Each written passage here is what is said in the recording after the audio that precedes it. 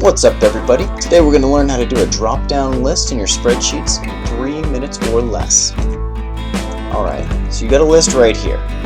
Different fruits, they're your items. And what you need to do is find a way to make a drop-down for everyone you add. Let's say you've got the family coming over.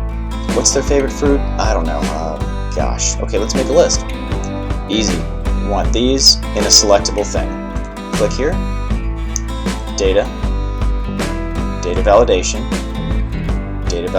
again, settings, you go to list, or allow, list, then you pick your source. Right here, we're going to just drag it across here. It locks it so the reference is set, hit OK, bam, you got yourself a list. Alright, so Mary likes apples, and we can do it again, data validation.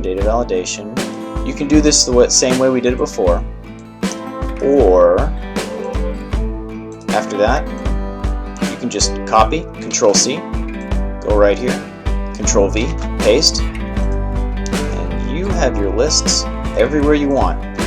So you can do that, you can keep updating them, and if you ever have to change the list, the best thing is you just go here, data validation again. Let's say there was another one here. We get controversial, but tomato. And we go here. Okay, Emma likes tomatoes for some odd reason. Data validation. List, yep.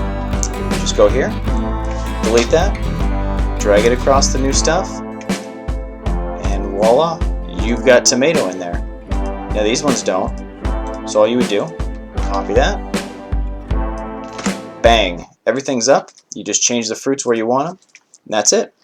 Alright, now you can make a drop-down list, and we got, wow, 50 seconds to spare. If you've been liking this or enjoyed this, I'd appreciate you hitting that subscribe button to like, share this with anybody you think would help, and other than that, have a good one. See you next time.